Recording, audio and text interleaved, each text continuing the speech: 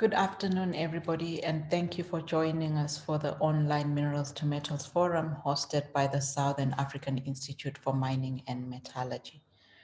My name is Thandazile Moyo. I will be chairing the session this afternoon. Today, we are going to hear from Louie van Schalkwyk. She will be giving us a legal perspective on the role of municipalities in navigating the relationships between land use planning, and mining. Before I get into introducing Louie, just a few housekeeping rules.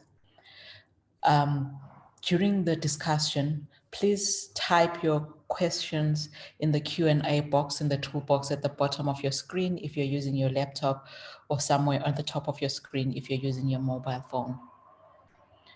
After the presentations, we will have a Q&A session to answer those questions.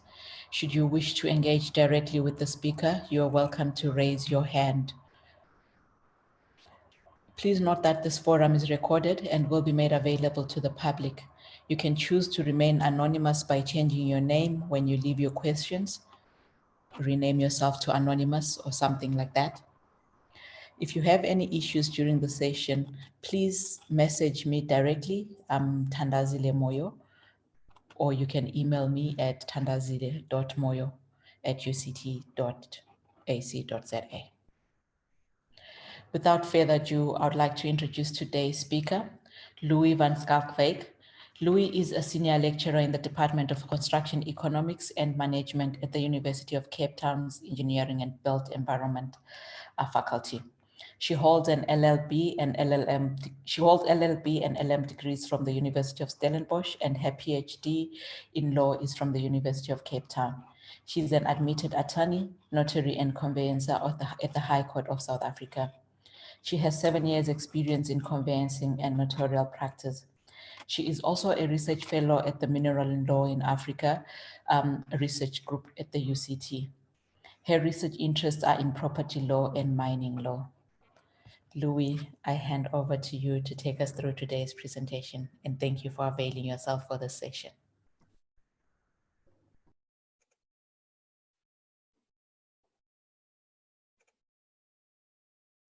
Thank you, Thandazile. I'm just sharing my screen, and if you can just confirm that the correct screen is reflected. Yes, I see your title, Mining and Land Use Planning. Thank you. Thank you. Good afternoon, everyone, and thank you to the organizers for providing this platform for discussion and for the invitation to present my research. For the longest time, it was accepted that once a mining right in respect of mineral extraction has been issued by the Department of Mineral Resources and Energy, the right holder could commence mining activities without requiring any further authorizations. As one would expect, the Department of Mineral Resources and Energy therefore dominated the mining law landscape.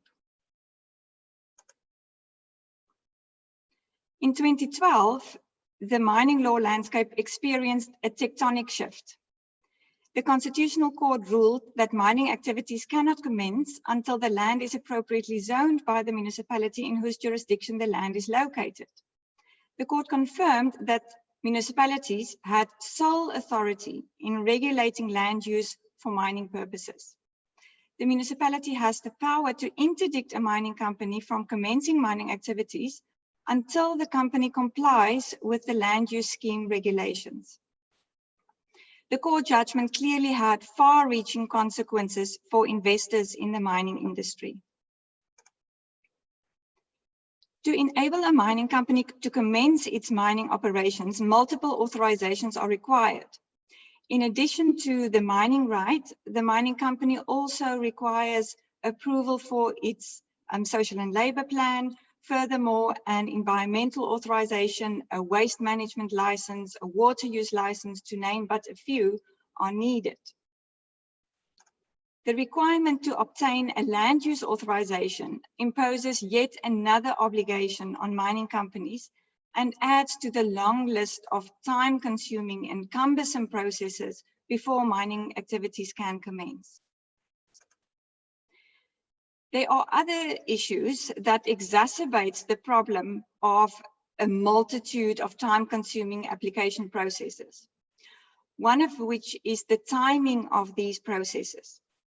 As illustrated here by the maroon and the green and the blue timelines, the respective application processes for a mining right, environmental authorization, and water use license run concurrently and more or less within the same time frame. In contrast, the land use authorization application, illustrated here by the pink timeline, can often only be submitted to the relevant municipality after the mining right has been granted by the Department of Mineral Resources and Energy. In some cases, these consecutive applications can lead to a total period of 785 days, which is more than 2 years. The adverse consequences here for prospective mining companies are obvious. I will address this aspect again a bit later in our discussion. To appraise the relationship between a mining right and the land use authorization, one has to understand the constitutional allocation of legislative and executive powers to different spheres of government. Legislative and executive powers are divided amongst the national, provincial, and local spheres of government. The spheres are distinctive, which means that they each have autonomy over their different functional areas, and no sphere may assume powers or functions that have been allocated to another. However, as highlighted in the Constitution, these spheres are also interdependent and interrelated, and this means that they must cooperate with each other and support and consult one another on matters of common interest. And this brings us back to our current focus, namely mining and land use. The regulation of mining falls under the exclusive competence of national government. The Department of Mineral Resources and Energy has the authority to grant mining rights in accordance with the provisions of the Mineral and Petroleum Resources Development Act. Local government or municipalities have exclusive executive authority over municipal planning, and this includes the regulation of land use and the zoning of land. Each municipality can issue bylaws for the effective administration of land use matters within their respective jurisdictions. And here I want to pause to highlight that all land in South Africa falls within the jurisdiction of a municipality. Therefore, whether the mine is situated in a rural or a more urban area, the land must be zoned to allow for mining. The municipal planning functions to regulate land use and the zoning of land for mining purposes cannot be appropriated by the National Department of Mineral Resources and Energy when it issues a mining right. Overlaps of these functions of the municipality and the Department of Mineral Resources and Energy are inevitable because mining activities are carried out on land. However, these functions remain distinct and should be exercised by the separate functionaries as empowered by the Constitution. The potential for conflicting decisions by these spheres of government is apparent. It is easy to imagine a scenario where the Department of Mineral Resources and Energy would grant a mining right and a municipality would then refuse the rezoning application or vice versa.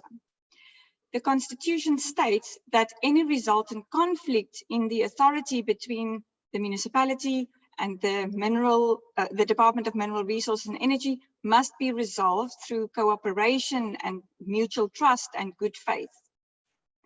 The merits of requiring municipalities and to authorize or give that land use authorization before mining activities commence are not in question. This is a crucial aspect of a municipality's function of land use planning. However, the way in which this additional requirement is implemented, that needs evaluation, and this formed the focus of my thesis. I conducted an analysis of several pieces of legislation to examine how the constitutional mandate of cooperative government is envisaged in the context of land use planning for mining.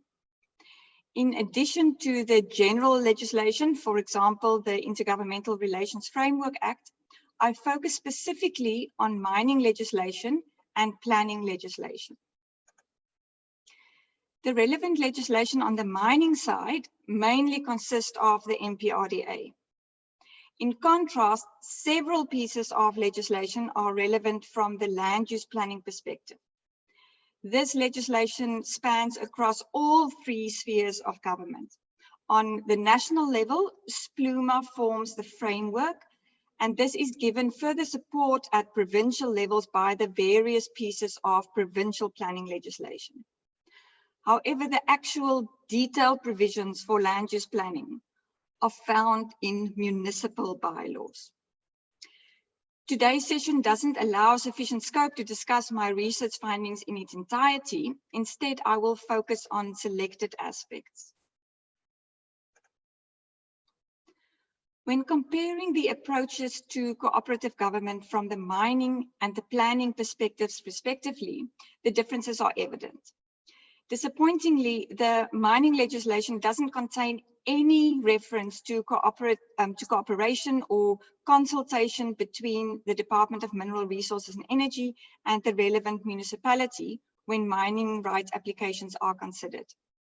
Any mandated consultation with the municipality rests on the shoulders of the mining rights applicant, not the department. In recent years, there were efforts to align application processes to obtain a mining right, environmental authorization, and a water use license for a specific mining project. I illustrated this alignment earlier with the timelines. But as you will recall, the land use authorization is not included in that coordinated system. Cooperative government from the land use planning perspective is much more complex. One of the main purposes of the Spatial Planning and Land Use Management Act is to promote cooperative government between the different spheres and departments who are responsible for different aspects of planning. In fact, SPLUMA dedicates an entire chapter to intergovernmental support. SPLUMA provides that municipalities must consult with the DMRE when considering a rezoning application for mining purposes. And this provides an opportunity to identify and address any duplications in the respective application procedures for mining rights and rezoning of land. SPLUMA also enables municipalities to enter into an agreement with the DMRE. And this agreement can then formalize the relationship between the municipality and the DMRE to eliminate any identified duplications during the respective application procedures. SPLUMA even allows the municipality and the DMRE to exercise their respective powers jointly. They may coordinate their processes and issue separate authorizations, or they may issue one integrated authorization while still complying with their respective empowering legislation. As I will demonstrate later, the practical implementation of SPLUMA's coordination provisions in the context of rezoning and mining can be questioned. To appreciate these implementation challenges, one first has to understand how municipalities regulate mining as a potential land use activity. And this necessitates an understanding of municipal planning policies and tools. Mining as a land use activity challenges municipalities to perform a balancing act. On the one hand, mining competes for other crucial land uses. Land is a finite resource, and municipalities are responsible for the regulation and management of the use of that resource. Municipalities must allocate land for housing, commercial and industrial activities, agriculture, biodiversity promotion, infrastructure, healthcare, and social services. On the other hand, mining can make a significant contribution to a region's economy, thereby helping to fulfill a municipality's obligation to promote sustainability and economic growth. Mining can be a vital source of employment and can provide infrastructure and social services to the local community. Very early on in my research, I came to the realization that we cannot think of municipalities as one homogeneous entity. There are 213 local and metropolitan municipalities across South Africa. And the context of each of these municipalities is different. Their interests and priorities are different. Their challenges and shortcomings are different. And important for our purposes, the prevalence of mining in each municipality differs. A detailed analysis of the land use policies and the application procedures of all 213 municipalities was not feasible within the scope of this study. Therefore, I undertook case study research by focusing on 3 municipalities. The 3 selected municipalities are the City of Cape Town in the Western Cape, the Schalkwyk municipality in the Northern Cape, and the City of Mhlathuze municipality in the KwaZulu-Natal province. I specifically avoided established mining centers in South Africa. For example, vast areas in Gauteng, the Free State and Northwest have already been identified for mining activities and the land is zoned as such. The research focused on municipal rezoning procedures where land is to be used for mining activities in the future. Therefore, areas that are already zoned to allow for mining are not of interest for purposes of this study. For these reasons, the case study focused on areas where mining is taking place, although on a much smaller scale. In these selected municipalities, the rezoning of land to be used for mining purposes is much more prevalent and therefore also much more problematic. However, that is not to say that the 3 chosen municipalities are homogeneous. On the contrary, each municipality operates within a unique context. The 3 municipalities are also subject to different provincial legislation and different municipal bylaws.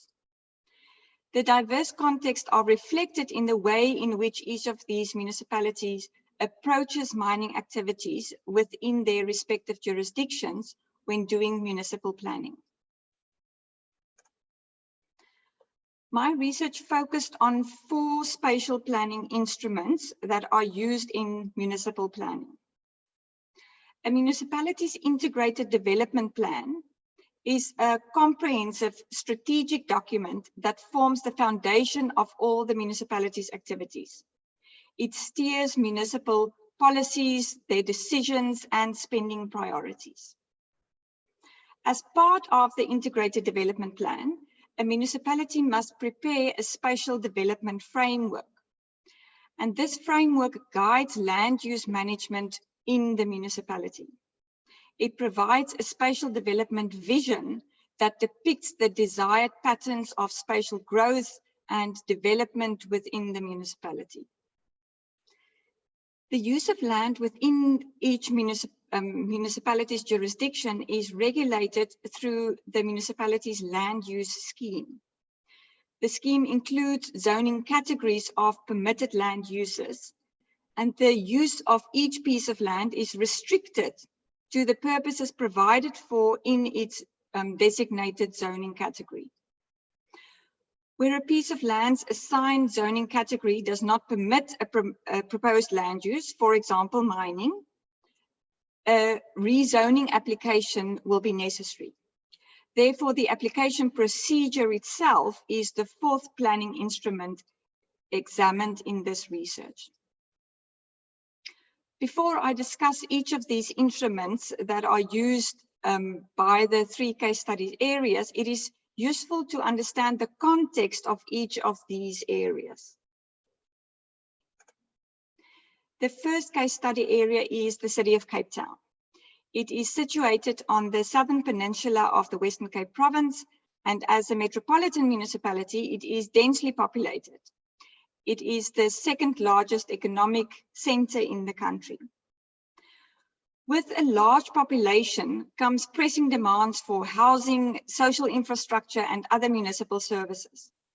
In addition to ensure food security for the growing urban population, the City of Cape Town must protect its agricultural resources. The city is also home to unique fynbos vegetation, which enjoys UNESCO heritage protection.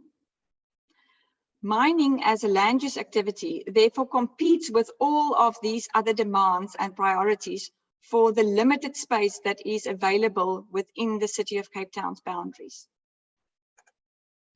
When compared to the rich gold and platinum deposits of other provinces, the Western Cape has limited precious mineral deposits. And as such, popular perception does not associate Cape Town with the mining industry. However, certain areas in the municipality have significant deposits of limestone, dolomite, silica sand, and kaolin, which are predominantly used in the construction industry. The absence of large-scale mining industry within City of Cape Town shouldn't come as a surprise. As a metropolitan municipality with a high population density, much of its land is used for residential and commercial purposes. Nevertheless, the directional constitutional court decision that I referred to at the beginning of the presentation originated in the City of Cape Town. The second case study area is the Schalkwyk municipality. It is situated on the eastern boundary of the Northern Cape province and is very sparsely populated. Approximately 98% of the municipality's population resides in the urban areas around Kimberley, which forms the urban and the administrative hub of the municipality. The Schalkwyk municipality faces several challenges, including inefficient land use patterns, aging infrastructure. Its human settlements are poorly connected and integrated. Urban sprawl exacerbates the problems relating to infrastructure and service delivery to these far-flung areas of the municipality. Schalkwyk is also strained by inadequate financial and administrative capacity to address these challenges. The timeline of South Africa's mining history runs through the heart of Kimberley, which is arguably the world's most famous diamond mining town. In 1871, Kimberley was at the center of South Africa's early diamond rush. In the past, mining formed the backbone of the municipality's economy, but this industry is now declining, which leads to the stagnation of Schalkwyk's economy and increased unemployment in the area. Due to Schalkwyk's legacy of a declining mining industry, the municipality's mining focus relates to the rehabilitation of disused mining land. The municipality is tasked with rezoning disused mining land to more productive land uses. The final case study area is the Umhlathuze municipality, which is situated on the northeast coast of KwaZulu-Natal. The municipality is one of 3 economic hubs in the province, and Richards Bay is the industrial and tourism centers of Umhlathuze. The Umhlathuze municipality is one of the smaller municipalities in KwaZulu-Natal. However, its size belies its strategic importance to the mining industry. The municipality is home to the deep-water harbour, which is situated at Richards Bay, and the harbour constitutes a crucial link in the transport chain for the export of coal and other minerals from South Africa. The municipality's importance to the mining industry is not limited to its export facilities. It also hosts a number of mining operations, and the municipality is home to several mineral beneficiation operations as part of its local economic development implementation plan. I will now discuss how mining is addressed by the 3 case study municipalities in their respective spatial planning instruments. We start with the integrated development plans. Mining is not specifically mentioned in any of the focus areas or priorities identified in the City of Cape Town's IDP. In fact, mining is only referenced once in the entire IDP, and then merely to confirm that the municipality's economy is not reliant on mining activities, which is contrary to many other parts of the country. In contrast to the City of Cape Town, the Schalkwyk municipality has a long established mining history. And due to Kimberley's origins as a diamond mining town, with the town developing around the mining pits, many of the mining areas are currently located inside the urban edge. Given mining's strong presence in the municipality, it enjoys a correlating strong presence in the municipality's IDP. Where the City of Cape Town has to allocate and rezone land for new mining ventures, Schalkwyk has to deal with the legacy of a declining mining industry in the area. And therefore, its IDP focuses on the rehabilitation of unused mining land, reassigning this land to more productive uses. The municipality hopes that this focus will unlock the value of land that has been degraded by mining activities. Finally, we examine Umhlatuzi's IDP. The IDP doesn't contain a development strategy specifically focused on mining. However, the IDP reveals the municipality's strategic importance for three key areas of the mining sector, namely mineral extraction, the transport of raw and processed minerals, and mineral beneficiation. The municipality plans to expand the deepwater harbour situated at Richards Bay, and this would then strengthen its capacity to export minerals. Beneficiation in the Umhlatuzi municipality is promoted by the establishment of the Richards Bay Industrial Development Zone. This zone is a purpose-built industrial estate with access to road and rail infrastructure as well as the deepwater harbour at Richards Bay. With good transport connections, the focus is on export-oriented processing of mineral resources. We now turn to the spatial development framework of the three municipalities. In contrast to the City of Cape Town's integrated development plan, its spatial development framework addresses mining directly. One of the policies stipulated in the SDF is to adopt a proactive planning approach to mining resource management. The objective is to ensure the protection of mineral deposits that are located within the city's jurisdiction for future extraction. The city achieves this by designating precautionary buffer zones around locations where minerals and construction materials are extracted.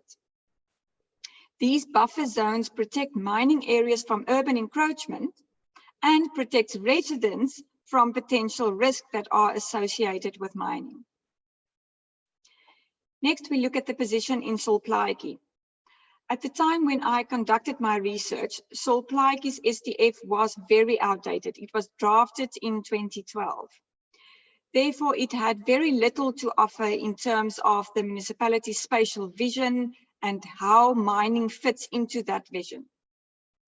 After a very long delay, the updated SDF was released last month, but I've not yet considered the impact of the new SDF on my research findings. This brings us to the Umhlatuzi municipality. The SDF acknowledges that mining is not only an asset, it also poses risks to the environment and future development that competes for the same land in the municipality.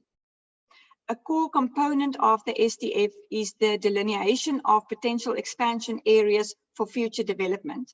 However, some of these areas are currently used for mining purposes. The SDF recognizes that future development should not impose on areas with significant mineral deposits, and where such encroachment on mining areas is inevitable, then measures should be adopted to mitigate the negative impact. This brings us to the third spatial planning instrument, namely land use schemes. In the City of Cape Town, mining is not listed as a primary use under any of its zoning categories. Instead, mining is listed as a consent use under the zoning categories for agriculture and rural. What this means is that it will be necessary to obtain the municipality's consent to use any piece of land for mining purposes. Furthermore, if the land is not zoned for agriculture or rural, an additional rezoning application will be required. And such a rezoning application must then be lodged in combination with the consent use application. Mining has a relatively low incidence in the City of Cape Town when compared to the prevalence to its other land uses. And given this fact, it is not surprising that mining is not designated as a primary land use. Listing it as a consent use is therefore justifiable given the circumstances of the municipality. Contrary to the City of Cape Town, Schalkwyk land use scheme has a use zone that specifically caters for mining as a primary land use right. And this is not surprising, given that mining activities are much more prevalent in the Schalkwyk municipality. What this means is that a rezoning application will only be required if the land is not already zoned for mining purposes. Umhlatuzi has a very intricate set of land use zones. The land use scheme is divided into 2 zone components, and each of these components are subdivided into different zone categories, and each of these zone categories are again subdivided into use zones. Extractive activities are listed as free entry uses under 2 of these zone categories, and this means that no additional consent is required to use that land for mining purposes. In addition, extractive activities are listed as consent uses under 3 other zone categories, and this means that that land can be used for mining with the municipality's consent, but without having to apply for a rezoning of that land.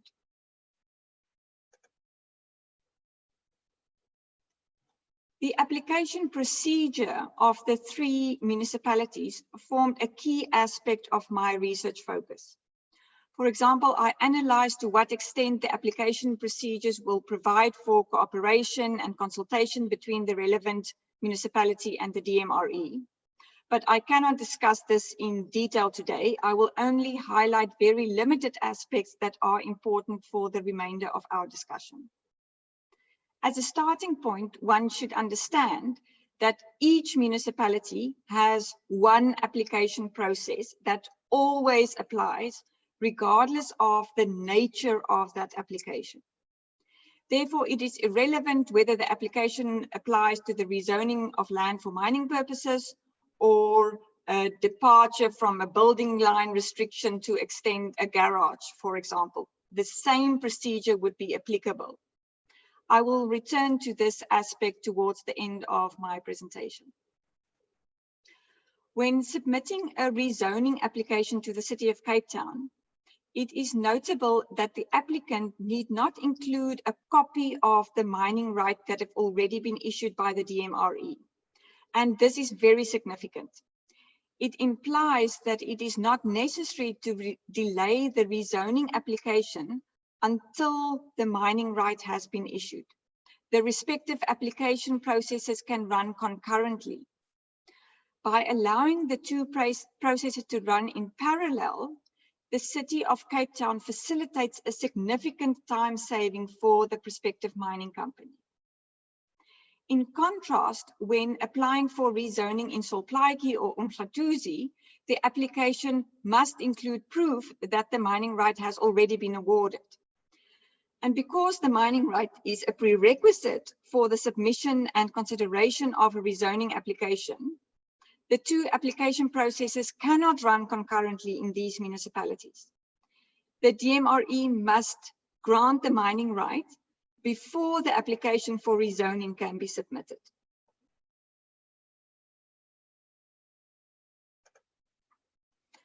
One of the aims of my research was to determine whether municipal rezoning procedures should be incorporated into the application process for mining rights. The practical merits of such an incorporation are evident. It will streamline application processes and provide a more cohesive solution to current bureaucratic delays. However, implementing a joint authorization process poses some challenges, and I've highlighted this throughout my dissertation. One significant challenge is ensuring that the joint authorizations does not run afoul of the provisions of the Constitution. The municipality and the DMRE cannot agree that the DMRE will usurp the functions of the municipality by granting rezoning on the municipality's behalf. This will amount to an unconstitutional appropriation of municipal powers by the DMRE.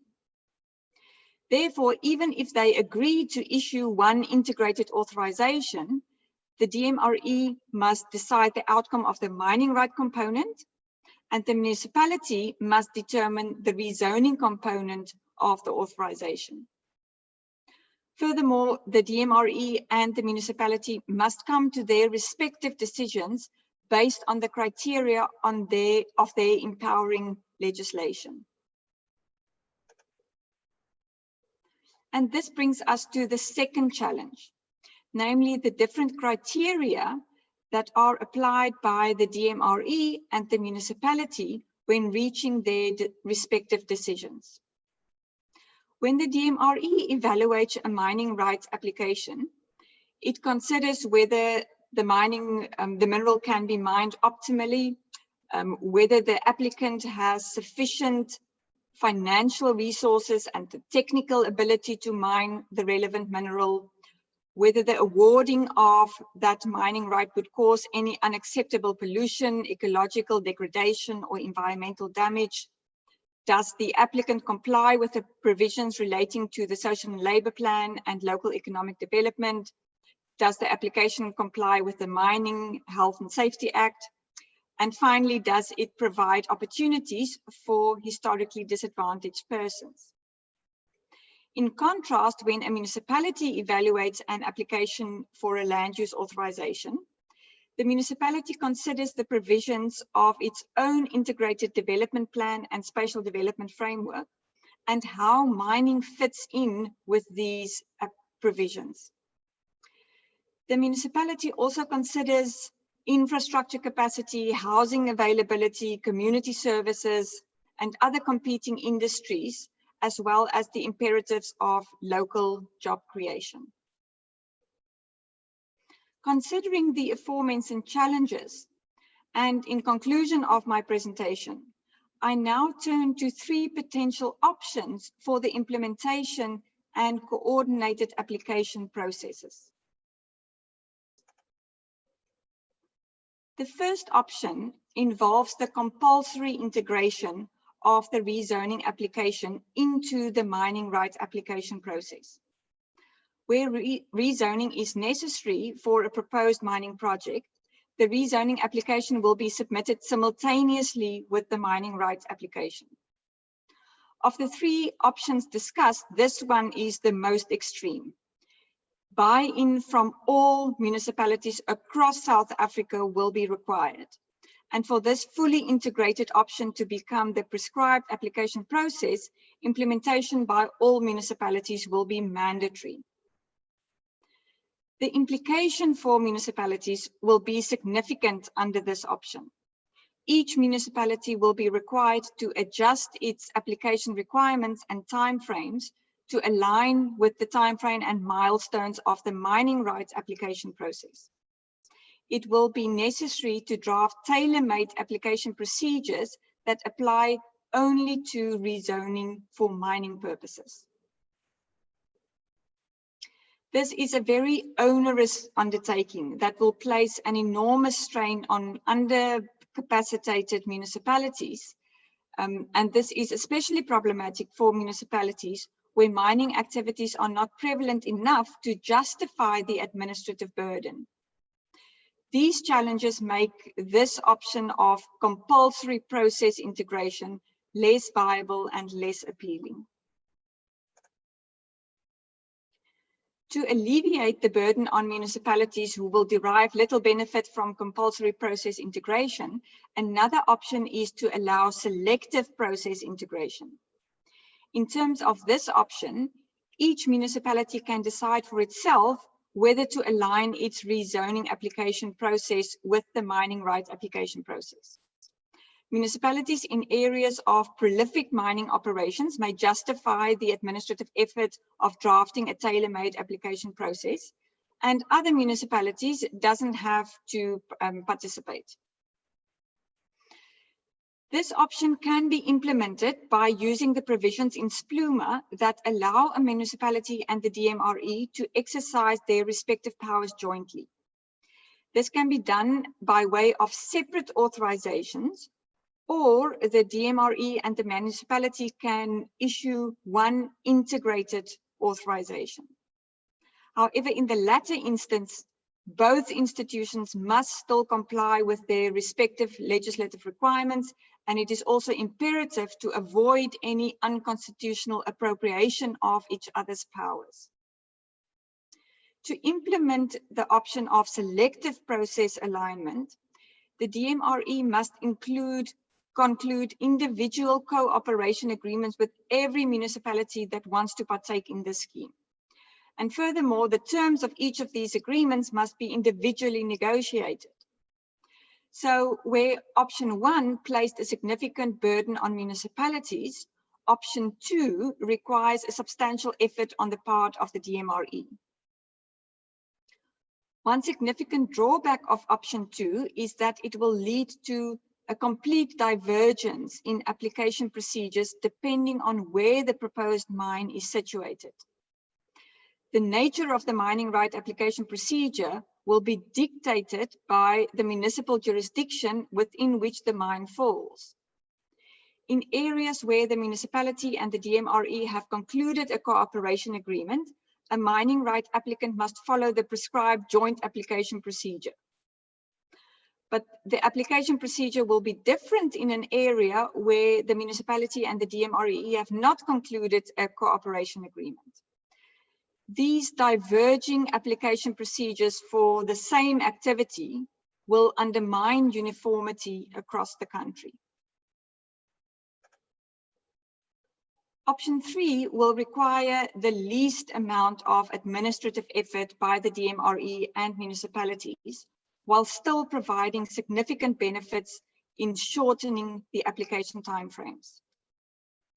It will entail separate applications to be submitted to the DMRE and the municipality respectively, as is the current position. But the aim would be to allow these application procedures to run concurrently, in parallel, instead of consecutively. Even if the timeframes of the two application processes do not align, the mere fact that these processes run concurrently will result in a significant reduction in the overall timeframe. It can reduce the application timeframes by up to 50%.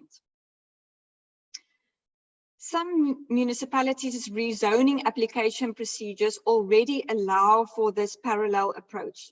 The City of Cape Town is one example. Because the city does not require proof that a mining right has already been granted, there is nothing that prohibits the simultaneous submission of a mining right and a rezoning application. Although these processes will run completely separately, they can run simultaneously.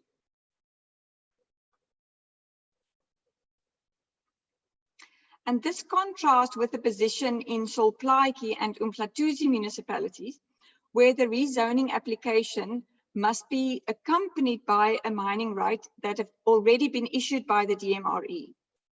Therefore, the respective application processes cannot run concurrently. To implement option 3, these municipalities must amend their documentary requirements that are applicable to rezoning applications. However, this should be a relatively simple undertaking. And there may also be a legal justification for doing so. It is not the municipality's responsibility to ensure that mining companies are in possession of a mining right before commencing mining activities. The municipality's mandate is limited to the regulation of land use, not the enforcement of mining legislation. If the administrative burden of options 1 and 2 proves insurmountable, then option 3 is a viable alternative to address lengthy and cumbersome application processes. It will provide significant relief to prospective mining companies who are frustrated with bureaucracy in the mining industry. Option 3 can achieve this result without compromising the integrity of the constitutional allocation of powers to the different spheres of government. Thank you very much, Thandazile. Thank you very much, Louie, for your presentation.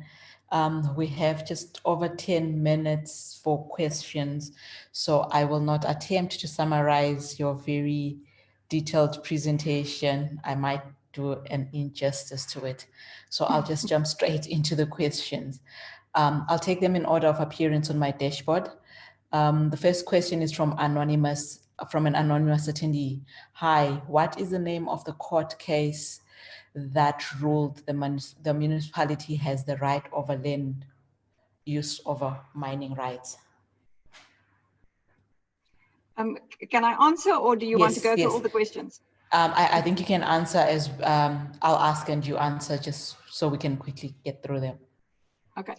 That one is the McSand case, and what I can do is I will copy the link, and when the recording of the video is being shared, then I will just include the whole citation there, if that will help. But you can search for the Macassar case. It is quite famous. You shouldn't have any trouble to find that one, a 2012 Constitutional Court case.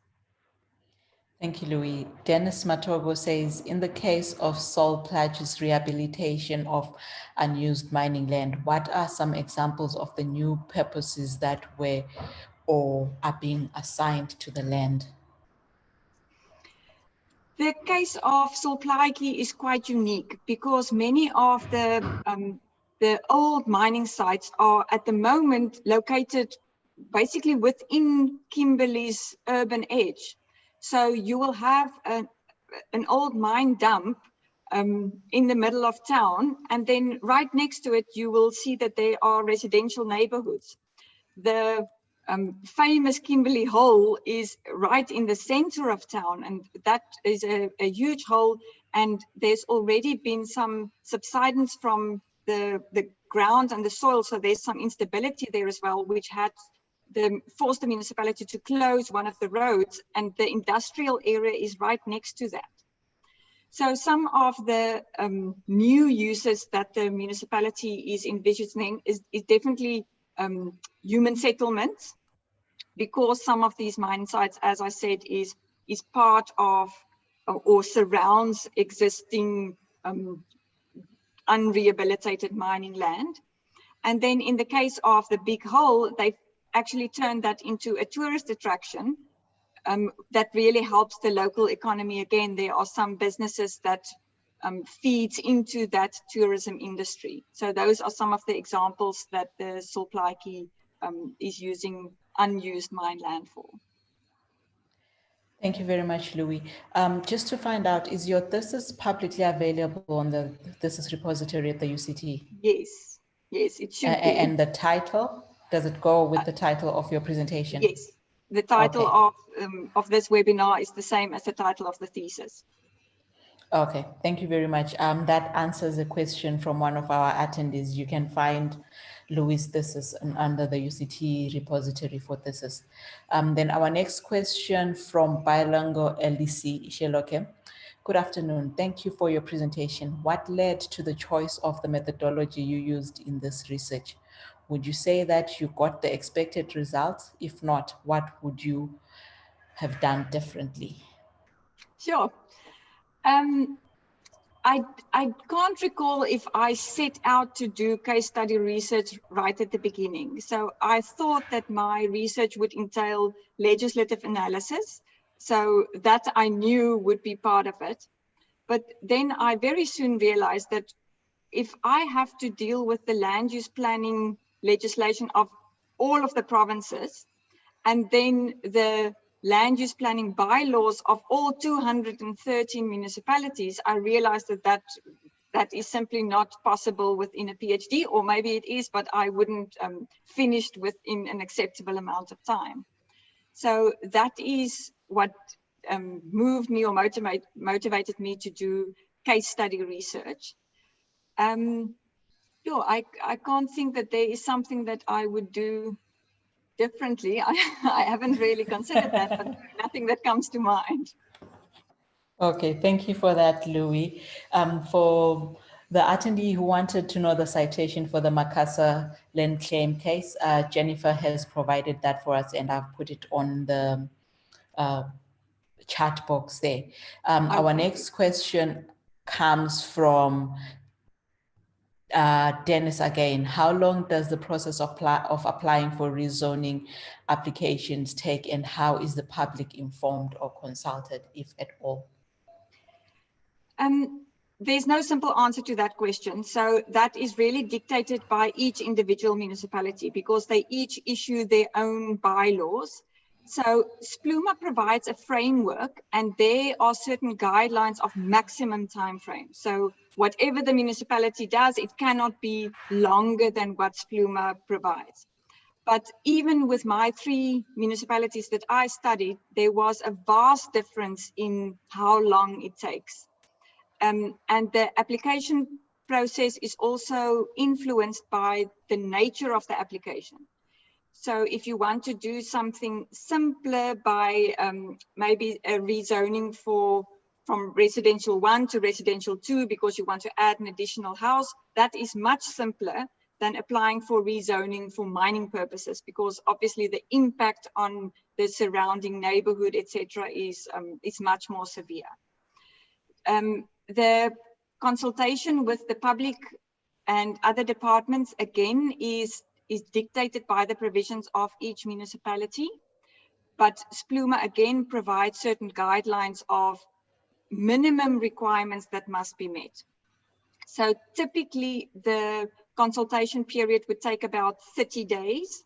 But very often, especially in the case of something as complex as mining, it is longer than that. And in addition to the normal public consultation where advertisements or notices are sent out to the general public, there's also a requirement that specific individual notice is given to, for example, your direct neighbors or specific other departments that would be impacted or that might have a specific view on this. So all of that forms part of the consultation process. Thank you, Louie. Another anonymous attendee. Good day, Louie. Thank you for your very informative presentation. Supposing, hypothetically speaking, municipality legal framework favor pursuit of a mining project supported by the existence of a mining right. If this right is granted where there are established indigenous communities that have established their livelihood prior to the existence of the relevant municipal legal framework supporting mining in that area, and the project faces resistance from the community, how is such a case handled? Who wins in the end, and what is the role of the national, provincial, and municipal governments in this case? Louie, while responding to this, perhaps if you could make references to the Kolobene case, how that went about, do consultations, do applications for those licenses start in parallel with the consultations with the communities, or do they follow after? Thank you. Okay, so there are several pieces of legislation that would be applicable here. So it's not simply a matter of whether the municipality grants a rezoning or whether the DMRE grants a mining right. And in this instance, I think the critical issue wouldn't be whether the rezoning is granted. Here, the critical issue would be whether the mining right is granted. And we have a whole string of new cases.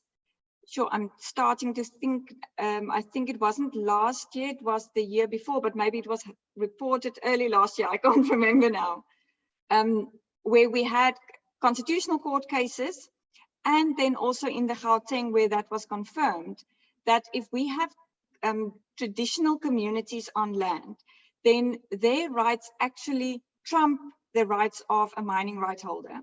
And if more than 50% of that community doesn't consent to mining taking place on their land, the mining right cannot be granted. So community consent in that instance is a prerequisite for the granting of the mining rights. And then another aspect, and this isn't something that I focused on in my research, so here I'm really talking off the top of my head, is that traditional communities have a right of first refusal, if I can call it that, in respect of mining on their land. So if mining is going to take place on their land, they can say, no, we do not want you to mine here because we want to mine here. And there is then that preferential treatment being given to the community who already lives there. So that would be the first issue. Do they actually want to mine there themselves? And then if they do not want to do that, then the second question would be, but do they consent for other people to come and mine on their land? And very often that would be dictated by things like the social and labor plan, the local economic development plan. So do the community see that there is any tangible benefit for them? And that might influence their decision whether they want to consent or not to mining taking place on their land. Okay, thank you very much, Louie, for that. Now, just a quick one. We have just about 2 minutes to go on here. I just wanted to find out from a legal point the case of the destruction of the in George caused by Rio Tinto mining activities. How can land use and planning be applied to avoid such a catastrophe of Aboriginal sites being destroyed? Granted, the WA Aboriginal Affairs Minister granted consent under the Aboriginal Heritage Act of 1972, yet it appears the community was not made aware. An apology has been issued, but how often do those kinds of activities occur? If you could just give us a quick answer to that one. Yes. So my research focused specifically on the allocation of the mining rights and the rezoning application. But as I said at the beginning, there are various authorizations or licenses or approvals that are required for any mining activity. And heritage would be one of them. So that is a separate consent that must be obtained if it is applicable. So if you are dealing with a site that has some kind of heritage importance or something like that, then there must be a heritage application. This is not something that the mining rights application process entails or that the rezoning application entails. That is a separate process. And during that process, other departments should also have an opportunity to give input in those processes. So that's the one thing. It is definitely a separate application process. But then when it comes to the rezoning of the land, if there are identified issues at that stage, and the heritage would be one of them, then that can be raised either by the community or by any other interested party, even by the municipality itself, to say that there is this issue, and that can be part of the comment on the land use application. So the municipality cannot give consent in the sense that, yes, the heritage consent is obtained, but they can raise it as an issue of why perhaps the rezoning shouldn't take place. Thank you, Louie. One very last one. Is the zoning requirement applicable to open pit and open cast mines, or it's also applicable to underground operations, which do not affect surface mining? That's a question on our chat. The last one I'll take. Now, rezoning would apply to any land use activity. So whether that is above or below ground makes no difference. It is a land use activity. There will be some above ground structures, even if it is just a mine shaft and a site office. It will be used for those kind of activities. So therefore, rezoning would be applicable for zoning issues would be applicable to any mining site. Okay, on that note, thank you very much, Louie, for your presentation today. And thank you to our attendees for the engagement, and a very good afternoon, everybody. Cheers. Thank you, Thandazile.